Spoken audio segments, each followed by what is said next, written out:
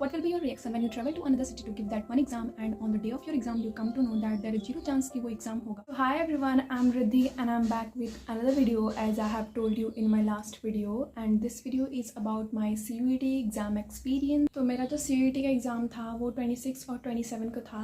उसके लिए मुझे दूसरे सिटी में जाना पड़ा. तो मैं अपने जहाँ पे मैं परमानेंट मेरा रेसिडेंस है वहाँ से मैं किसी और सिटी में गई थी अपने एग्ज़ाम को देने के लिए. तो मैं वहाँ पे अपने रिलेटिव के घर पे रुकी थी. मैंने वहाँ पे 2 दिन स्टे किया था. वैसे तो मैं चाहती नहीं थी कि मैं किसी रिलेटिव के घर रुकूँ क्योंकि मुझे किसी के घर रुकना पसंद नहीं है, बट फिर भी मुझे रुकना पड़ा. हम लोग वहाँ पे 25 को सुबह में ही निकल गए थे जाने के लिए, जहाँ हम लोगों को मतलब कम से कम 150 किलोमीटर तो मुझे ट्रैवल करना ही पड़ा वहाँ जाने के लिए.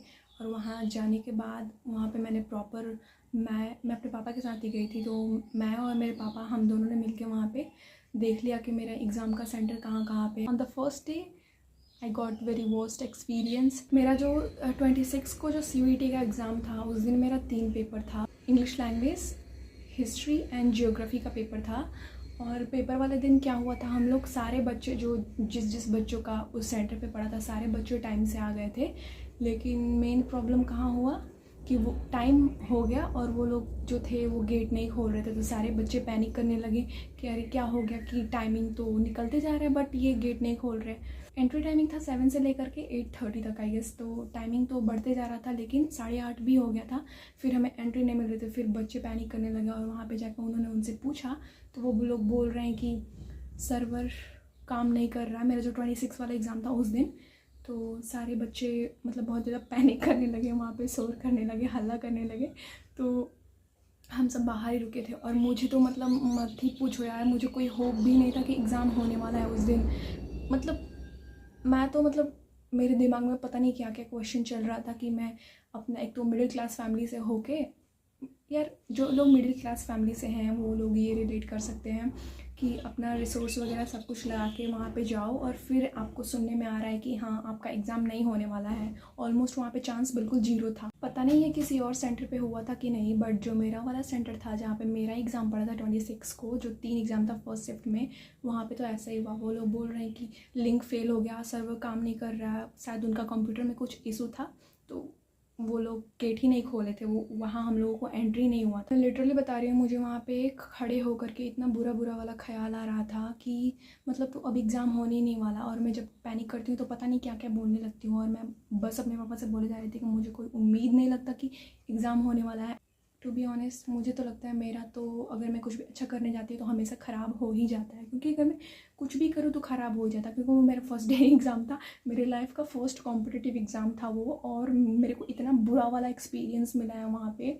मतलब CUET का एग्ज़ाम नहीं, वो वर्स्ट नाइट मेयर में कन्वर्ट हो गया. इतना प्रिपरेशन करने के बाद भी क्या ही बताऊँ, हम लोग को सारे बच्चे वहीं पे खड़े थे. मतलब कि बहुत लोग अपने पेरेंट्स के साथ आए थे, बहुत लोग खुद ही आए थे. तो सारे लोग, उनके पेरेंट्स बहुत परेशान हो गए, पैनिक करने लगे. उसके बाद से क्या हुआ कि हम लोग वहीं पे वेट कर रहे थे आराम से. एक तो वहाँ पे बैठने के लिए भी कुछ नहीं था और वो धूप भी इतनी तेज़ थी मत पूछो. उस धूप में तो हालत ही ख़राब हो गया था. तो फिर क्या हुआ कि अराउंड 10:30 और 45 के अराउंड वो लोग गेट खोलते हैं, मतलब अनाउंसमेंट करते हैं हाँ आप लोग को एंट्री मिलने वाली है 5 मिनट में.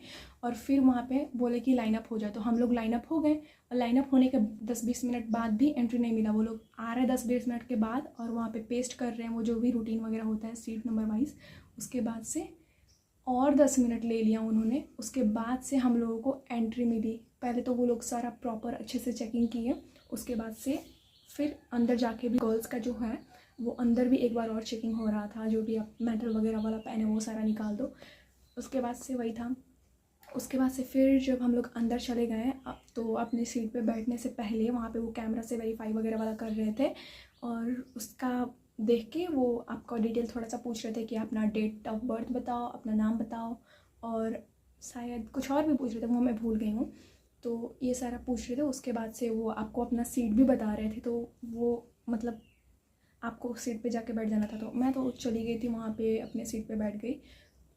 और उसके बाद से हमारा टाइमिंग स्टार्ट हुआ, कंप्यूटर ओपन हुआ और मतलब फिर मैंने अपना पेपर देना स्टार्ट किया. और मतलब मुझे तो इतना बड़ा झटका लगा, मत पूछो। मुझे लगा कि फर्स्ट वाला पेपर जो होगा वो इंग्लिश लैंग्वेज का होगा, बट ऐसा कुछ नहीं था, क्योंकि जो मेरा एडमिट कार्ड वाला आया था प्रिंट आउट होकर के, जो NTA का ऑफिशियल लोगों ने दिया था, तो जो एडमिट कार्ड था वो उसमें सबसे पहला वाला जो पेपर था वो इंग्लिश लैंग्वेज का था, दूसरा था हिस्ट्री का, एंड जो तीसरा था वो जियोग्राफी का था।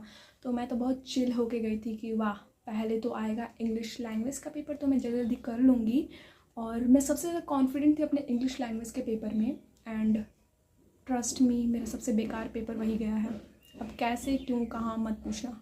That's it. क्या हुआ कि वो हमारा पेपर ऐसे ही अरेंज करके देते, पेपर स्टार्ट हुआ और वो सबसे पहला वाला पेपर जो था वो मुझे मिला था, वो हिस्ट्री का था।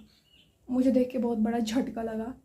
एंड उसके बाद से जियोग्राफी का था, उसके बाद से इंग्लिश का था लास्ट में। अब एक तो पूरा वो हम लोगों को वहाँ पे खड़ा करा दिए थे, पहले धूप में, एंट्री नहीं मिली तो वहाँ पे 2-2.5 घंटे तो ऑलमोस्ट हम लोग खड़े ही थे, 2.5-3 घंटे से।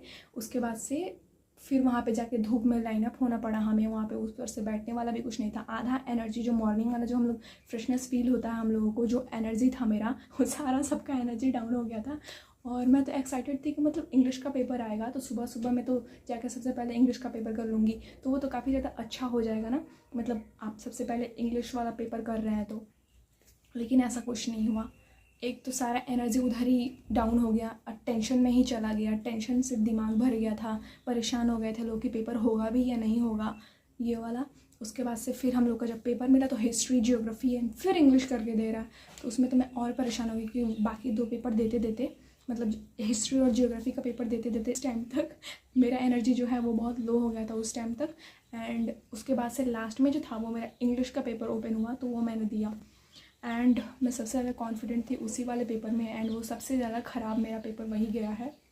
एंड मैं क्या ही बताऊँ, एकदम मतलब मैं क्लूलेस हो गई थी। मैं पेपर दे के आने के बाद मैं पूरी की पूरी शॉक हो गई थी यार, मुझे समझ में ही नहीं आ रहा था मैं क्या करूँ। और मेरा मतलब मैंने जितना एक्सपेक्ट किया था ना अपना, मेरा जितना पेपर जाएगा वैसा मेरा एक्सपेक्टेशन के अकॉर्डिंग एक भी मेरा पेपर नहीं गया। मतलब एक भी नहीं, मतलब history, geography and pol science का जो पेपर था वो मॉडरेट था, मतलब मॉडरेट इन द सेंस कि मेरा मॉडरेटली गया है, एवरेज मैंने क्वेश्चंस कर दिए हैं। एंड इंग्लिश का तो मेरा बहुत ज़्यादा क्वेश्चन छूट गया था इंग्लिश में। मैं ओनली रीजन बता रही हूँ, आप लोग मानो कि एक्सक्यूज़ कर रही है तो, लेकिन भाई साहब ये एक्सक्यूज़ नहीं है, मैं रियलिटी बता रही हूँ। मेरे पास ना ही कंप्यूटर है और ना ही कोई सोर्स है कि मैं जाके कहीं क्वेश्चन प्रैक्टिस कर लेती। और मैं जब यहाँ पे घर पे बैठ के क्वेश्चन प्रैक्टिस करती थी ना, तो मुझे बस आधे घंटे लगते थे क्वेश्चन पेपर सॉल्व करने में, history, geography and political science के, और ज़्यादा से ज़्यादा 35 मिनट्स तक। और जो इंग्लिश का पेपर होता है उसके लिए 40 मिनट्स, तो बाकी सारा मेरा टाइम तो बच ही रहा था। बट मतलब मैं क्या बताऊँ, मैंने जो पेपर दिया, तो मेरा हिस्ट्री के पेपर में पूरा कंप्लीट टाइम लग गया। मतलब मेरा पूरा 60 मिनट लगा हिस्ट्री के पेपर में। इमेजिन, मेरा पूरा 60 मिनट लगा ऑनलाइन मोड में पेपर देते हुए, जहाँ पे मैं ऑफलाइन मोड में सिर्फ 35 मिनट्स में कंप्लीट कर लेती थी। तो मेरा इसमें बहुत ज़्यादा टाइम टेकिंग हुआ। मैंने एक गलती कर दी, भले ही मुझे दूर जाना पड़ता, लेकिन शायद मुझे चले जाना चाहिए था, ताकि मेरी एक्यूरेसी बिल्ड हो जाती। वो मतलब पहले से ही मैं कंप्यूटर पे प्रैक्टिस करके गई रहती तो। लेकिन नहीं, मैंने ऐसा नहीं किया, क्योंकि यार मुझे दूर जाना पड़ता, बहुत दूर जाना पड़ता। और मैं सच बताऊँ तो मैं इतनी कॉन्फिडेंट थी अपने CUET के एग्ज़ाम को लेकर के ना, मैं क्या ही बताऊँ तुमको। और सबसे वर्स्ट पेपर गया मेरा, लाइफ का सबसे पहला कॉम्पिटिटिव एग्ज़ाम था, और वो भी ऐसे गुजरा जो एक नाइटमेयर में कन्वर्ट हो गया। और उसके बाद से मुझे इतने बुरे ख्याल आ रहे थे, इतने लोगों का मतलब वो सुनने को मिल रहा था, मतलब और बाकी सब कुछ भी सुन के, मैं तो वैसे पर्सन नहीं हूँ जो किसी की बातें मुझे अफेक्ट करती हैं, बट फिर भी कुछ सुन के, कुछ खुद का ले करके, खुद के दिमाग में जो ओवर थिंकिंग हो रहा था उसको लेके मैं इतनी परेशान हो गई हूँ ना, मैं क्या बताऊँ। मैंने सोचा कि क्यों ना इस वीडियो को बना लूँ, और मैंने ये वीडियो एग्ज़ाम के बाद ही बनाया है। मे बी थोड़ा इसको पोस्ट करने में लेट हो जाए। तो एग्ज़ाम का जो इंटरफेस था ना, वो कंप्यूटर पे CBT मोड वाला वो खुला तो क्या वहाँ पे वो हम लोग बोल रहे थे mark for answer and mark for review वाला भी होगा, नॉट आंसर भी होगा, क्लियर रिस्पॉन्स भी होगा, और सेव नेक्स्ट वाला भी होगा, एंड ऊपर से ये वाला भी ऑप्शन होगा, क्या बोलते हैं इसको, मार्क फॉर रिव्यू वाला। और तो मैंने जब कंप्यूटर खोला ना अपना, मेरे तो होश उड़ गए भाई। मतलब वहाँ पे 2 ही ऑप्शन थे बस, सेव एंड नेक्स्ट एंड वो क्या बोलते हैं ये, इसका ये वाला मार्क फॉर रिव्यू वाला ऑप्शन था। Mark answer and mark for review वाला ऑप्शन दिख ही नहीं रहा था उसमें। और इतना मतलब प्रॉब्लमेटिक था ना, मतलब मत ही पूछो। और बार बार कंप्यूटर पर इधर घुमाओ करते करते करते करते बहुत ज़्यादा उसमें भी टाइम टेकिंग हुआ था। माउस का जो वायर था वो थोड़ा सा छोटा था, और कंप्यूटर मतलब हम लोग बैठे थे उसके पीछे, और उसको खींच के ऐसे करने में वो भी थोड़ा सा टाइम टेकिंग दे रहा था। एंड भाई मैं ये एक्सक्यूज़ नहीं बना रही हूँ, अगर आप लोग भी CUET का एग्ज़ाम दे करके आए हो तो आई होप कि आप लोग का एग्ज़ाम अच्छा से ही गया हो। अगर आप लोग को ऐसा कोई प्रॉब्लम फेस की हो तो आप लोग अंडरस्टैंड कर सकते हो मेरे को कि मैं क्या बोलना चाहती हूँ और क्या एक्सप्रेस करना चाहती हूँ। यहाँ पे वो जो पैसेज वाले क्वेश्चंस थे ना, कंप्यूटर का स्क्रीन हो, यहाँ पे पैसेज दे दिया, यहाँ पे क्वेश्चंस दे दिए पैसेज के। आपको पैसेज को पढ़ने के लिए लेफ्ट में भी स्क्रॉल करना है और नीचे से ऊपर की तरफ भी स्क्रॉल करना है। उसमें और भी ज़्यादा टाइम लगा, मतलब पैसेज को तो करने में बहुत टाइम लगा भाई, क्योंकि मेरा कोई भी प्रैक्टिस नहीं था कंप्यूटर बेस्ड वाला, और मैं पैसेज को लेफ़्ट राइट अप डाउन करते करते उसको पढ़ना भी था। तो वैसे पढ़ के उसको मतलब आंसर करना थोड़ा सा मतलब टाइम टेकिंग हो गया था। बाकी जो पेपर का जो लेवल था वो मॉडरेट था। और हाँ, मेरा ऐसा नहीं है कि मैंने हर पेपर में सारे क्वेश्चंस अटैम्प्ट कर लिए हैं, ऐसा कुछ नहीं है। मेरा मतलब सारे पेपर में क्वेश्चन तो छूटे ही हैं, मतलब नेगेटिव मार्किंग ना हो इसके वजह से मैंने क्वेश्चन छोड़ दिया है। अगर सच बताऊँ ना तो वहाँ का मतलब हर चीज़ मुझे खटक रही थी एक तरीके से, मान लो तो। मतलब उसके फर्स्ट डे वाला एग्ज़ाम दे के आने के बाद मेरा मोटिवेशन इतना लो था, मैं क्या ही बताऊँ आप लोगों को। एंड मुझे अब क्या ही बोलूँ, मुझे समझ में नहीं आ रहा। और मतलब वो जो फीलिंग था ना मेरे को, एक वो आज तक मेरी लाइफ में कभी भी वैसा वाला कभी फीलिंग नहीं आया है। मतलब कि अरे ये क्या हो गया, मैंने ये क्या कर दिया। इतना तो मैं कभी अपने बोर्ड के एग्ज़ाम में भी मतलब उतना डरी नहीं थी। जब अगर मैं पढ़ के भी नहीं जाती थी ना, कभी भी कोई भी एग्ज़ाम अगर पढ़ के भी नहीं आती तो फिर भी इतना पैनिक नहीं करती थी मैं। लेकिन मेन रीज़न था वहाँ पे जा कर के, वहाँ पे एग्ज़ाम हमारा ख़राब हो गया, इसलिए ख़राब हुआ। और मैं एग्ज़ाम ही पूरा वर्स्ट किया मेरा उस दिन का 26 वाला जो था। एक तो वहाँ पे सारा एनर्जी डाउन हो गया बाहर वेट करते करते कि, और दिमाग में बहुत बाहर वेट कर रहे हो आप, टाइमिंग जा रहा है आपका, और आपके दिमाग में बहुत सारा क्वेश्चन भी चलता है ना कि आपका एग्ज़ाम होगा कि नहीं होगा। एंड टाइम तो निकल गया था, 9:30 हो गया, फिर 10 बज गया, 9:45 हो गया, ऐसे करके तो वो और एक दिमाग में प्रेशर बनते जा रहा था। आई डोंट नो कि मतलब किसी 26 को एग्ज़ाम था या नहीं, लोगों ने वीडियो इस बारे में बनाया है कि नहीं, या फिर किसी ने कोई बताया है कि नहीं। मेरा था 26 को एग्ज़ाम, तो मैंने सोचा कि क्यों ना इस पर वीडियो बनाया जाए। और वैसे भी मुझे बहुत सारे अलग अलग से क्वेश्चंस आ रहे हैं मेरे दिमाग में, एग्ज़ाम तो मैंने दे दिया, फिर भी मुझे बहुत सारे वर्स्ट नाइटमेयर आ रहे हैं। मतलब क्या ही बताऊँ, बहुत मतलब मुश्किल से अपने इस ओवर थिंकिंग को मैंने कंट्रोल किया था, और मुझे ये फिर स्टार्ट होने लगा है, मतलब कि only because of that exam. And शायद अगर उन्होंने अच्छे से मैनेजमेंट करके रखा होता अपना, तो शायद मेरा एग्ज़ाम थोड़ा और अच्छा गया होता।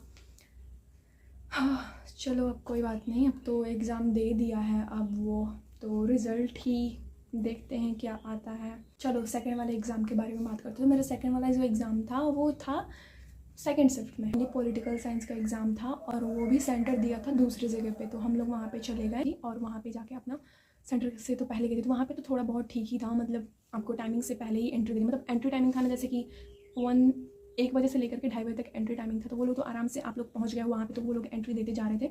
तो वैसे हमारी एंट्री हो गई और हम लोग जब जाके वहाँ पे बैठ गए थे। उसके बाद से जब टाइमिंग हुआ 3 से 4 जो एग्ज़ाम था, वो CUET का जो सेकंड दिन का सेकंड शिफ्ट में जो एग्ज़ाम था पॉलिटिकल साइंस का 3 से 4, तो वो तो जब 3 बजा तो अपने आप पेपर स्टार्ट हुआ और हम लोग अपना पेपर अटैम्प्ट किया मैंने। उसके बाद से उन्होंने पूछा कि आपका पेपर 1 है या फिर क्या है, तो कुछ और भी बचे थे जिनका 3 या 2 पेपर था। तो हमारा जो सबसे पहले हो गया, साइन वगैरह वाला काम होता है वो सारा हमारा पहले हो गया। और जब हमारा पेपर ख़त्म हुआ तो फिर हम लोग को छोड़ दिया गया, तो हम लोग वापस चले आए। तो फिर वहाँ से हम लोग सीधे ट्रेन के लिए निकल गए।